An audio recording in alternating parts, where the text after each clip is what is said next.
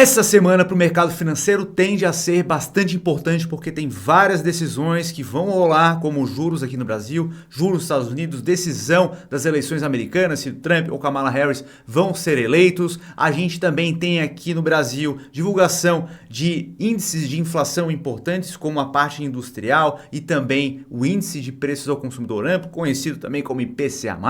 E é importante ressaltar que também que tem mudança para quem investe aí na Bolsa de Valores. O horário de negociação a partir de hoje aumentou, tá? Então antes fechava às 17 horas o pregão, agora as negociações vão até às 17h55. A gente vê aqui também um fator bastante relevante para a nossa bolsa brasileira, economia brasileira como modo geral, o ranking das principais bolsas em 2024. Então a gente percebe que o mundo, de modo geral, não está tão mal assim, né? A gente percebe aí a Argentina com a bolsa rendendo 63%, isso dolarizado, tá? Então é importante sempre dolarizar a comparação entre as bolsas. Então, bolsa argentina bombando, segundo lugar aqui a China com 27,56% de crescimento, Nasdaq com 20% de crescimento, SP 500 19,6% de crescimento. A gente tem aqui as economias crescendo, aqui Espanha com 14,29%, a própria Alemanha 12,5%, e quem está ali em último é o México, não é o Brasil não, tá? O México está com uma queda de 25,46%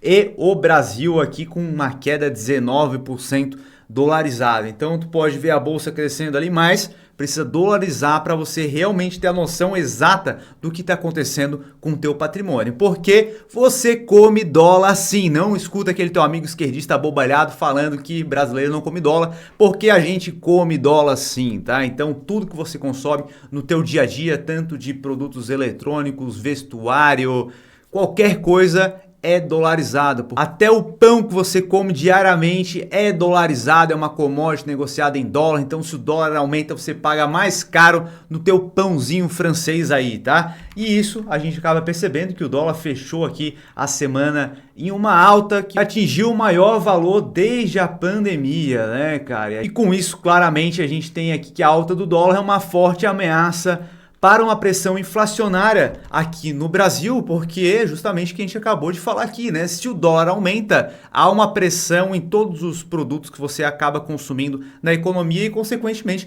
a inflação sobe. E a gente tem uma expectativa aqui para esse mês, resultados que vão ser soltos aqui durante essa semana, é que a projeção do IPCA suba a 0,59% e isso vai fazer com que a taxa anual que a gente tem da inflação no acumulado do período suba para 4,8%, acima do mês passado, que foi de 4,4%, e lembrando que a nossa meta, o intervalo dela é de 3% a 4,5%, ou seja, já estava no topo ali da meta e agora a gente vai romper isso daqui, tá? Se a previsão se concretizar de fato. E eu quero saber a tua opinião, você está otimista em relação à inflação no Brasil? Você acha que a inflação vai diminuir ou ela vai aumentar? Comenta aqui que eu quero saber a tua opinião. Enquanto você comenta aí, já aproveita também, deixa um dedo like aí para ficar sempre bem informado, o YouTube te recomendar vídeos como esse daqui e também se inscreva no canal para também ser notificado de quando um vídeo informativo como esse chegar aí no seu feed, beleza?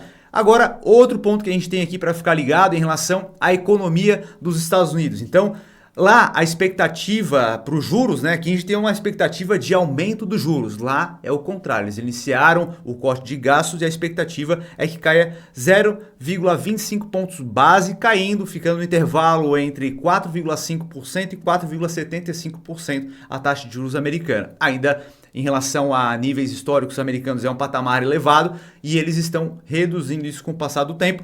Porém, isso pode se alterar conforme a gente tiver as eleições nos Estados Unidos, né? Porque ambos candidatos têm políticas diametralmente opostas e o Trump tende a trazer uma visão econômica que pode gerar mais inflação dentro dos Estados Unidos. Então, se o Trump vencer, e a gente vai ter aí o resultado aí sendo apurado no início da terça-feira à noite, e não tem data para saber quando vai sair o resultado oficial de fato, né? Lá em 2016 a gente teve esse resultado saindo já no dia seguinte, em 2020 demorou 5 dias para sair o resultado, então lá nos Estados Unidos não tem uma data exata para saber quando vai sair o resultado.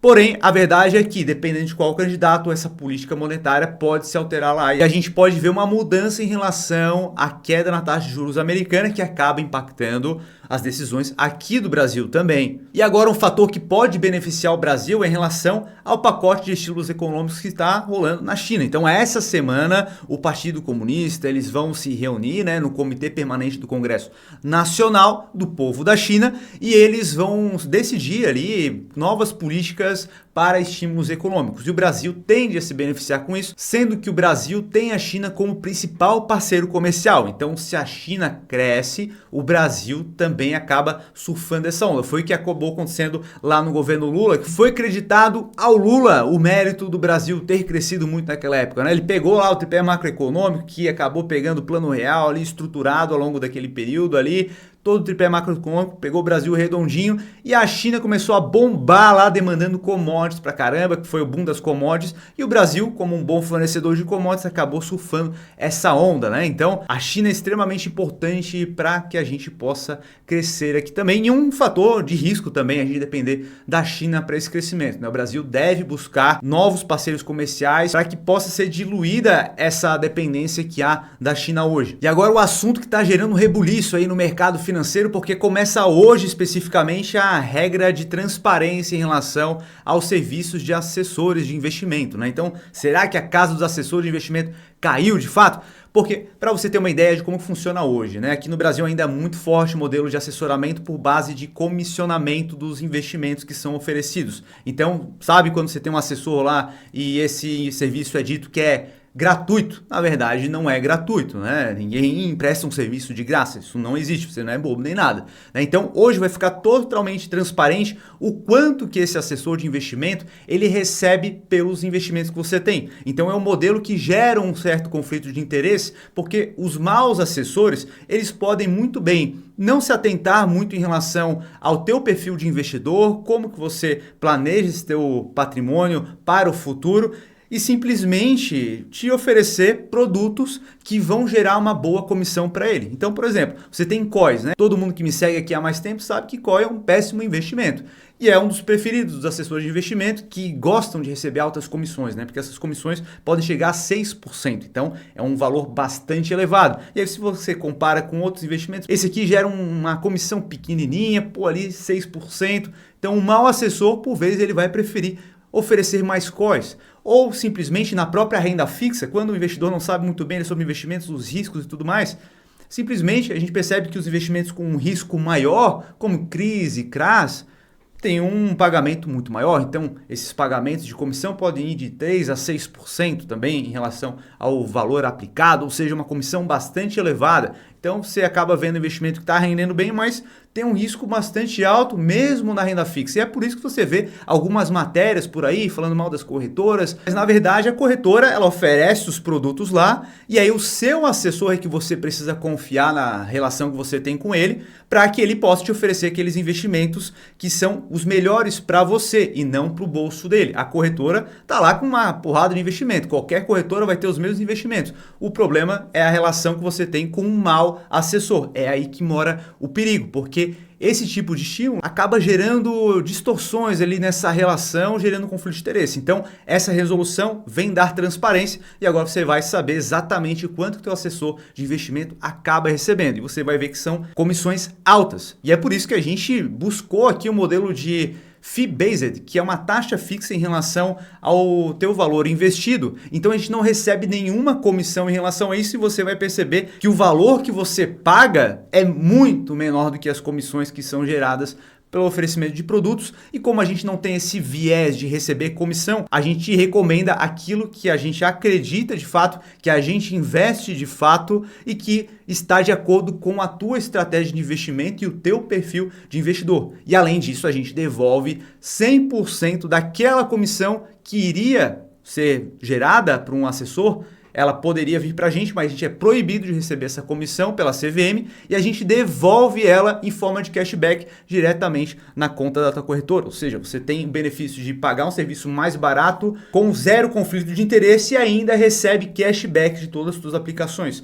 Por isso que eu te falo, cara, marca uma conversa aqui com o consultor ou comigo, dependendo da minha agenda, para a gente bater um bate-papo ali, montar um planejamento para ti, fazer um diagnóstico da tua carteira atual, e se você entender que faz sentido dar um passo adiante e virar um cliente de consultoria da Notorious, você tem liberdade para isso, tá? Então aponta o QR Code aí para a tela ou clica no primeiro link da descrição e marca um bate-papo aí sem compromisso, beleza? Se você curtiu o vídeo, agora já sabe, né? Deixa um dedo like aí, se inscreva no canal e a gente se vê no próximo vídeo. Um abraço!